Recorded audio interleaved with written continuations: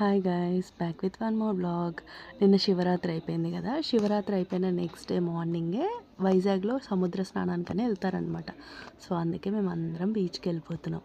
ఇంకా చాలామంది, మేము ఇంకా ఆటోలోనే వెళ్తున్నాం, కానీ కొంతమంది అయితే చిన్న చిన్న ట్రాక్టర్లు, మినీ వ్యాన్స్ ఇవి ఉంటాయి కదా, వాటిల్లో అంతా వస్తారు. ఇక్కడ కనిపిస్తున్నాయి కదా, ఇవన్నీ అక్కడికి వెళ్ళొచ్చేవాళ్ళు అనమాట.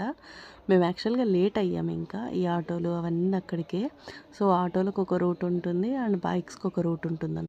ఫుల్ ట్రాఫిక్ అంతా, ఈవెన్ పార్కింగ్కి కూడా ప్లేస్ ఉండదు అండ్ పోలీస్ ప్రొటెక్షన్ అంతా ఉంటుంది. సో చాలా బాగుంటుంది అనమాట. పిల్లలతో అంతా సరదాగా జాగారం ఉన్న వాళ్ళందరూ వెళ్ళేసి స్నానం చేసుకొని వస్తారు. ఈవెన్ జాగారం లేని వాళ్ళు కూడా వెళ్తారు. పిల్లలతో కొంచెం అలా ఎంజాయ్ చేయొచ్చు అనేసి పెద్దవాళ్ళు పిల్లలు బాగా ఎంజాయ్ చేస్తారు.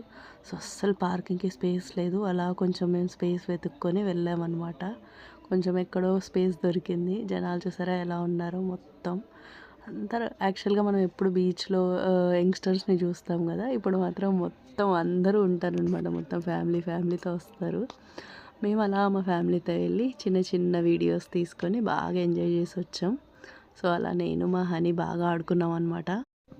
సో ఫ్యామిలీ అంతా అలా వెళ్ళారు. మేము కొన్ని వీడియోస్ తీసుకుందాం అనేసి ఆగిపోయాము. సో చాలా బాగా ఎంజాయ్ చేస్తాం. కాకపోతే మా హనీ కొంచెం ఎంజాయ్ చేయలేదు. లాస్ట్ టైం యారాడ వెళ్ళినప్పుడు కొంచెం అలలకు భయపడింది. సో అందుకు ఇప్పుడు కూడా అలాగే అవుతుందేమో అని కొంచెం భయపడింది అనమాట. బట్ ఇక చిన్న ధైర్యం చెప్పి అలా కొంచెం తీసుకొని వెళ్ళాము.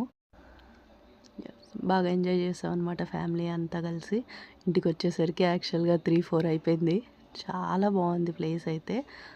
ఇది వచ్చేసి ఆర్కే బీచ్ కాదు, ముత్యాలమ్మ బీచ్ అనమాట. మామూలుగా ఆర్కే బీచ్కి వెళ్తారు అందరూ, కాకపోతే అక్కడ పిల్లలకి ఆడుకోవడానికి బాగుండదు. అందుకే మేము ముత్యాలమ్మ బీచ్కి వచ్చాం. Thank you.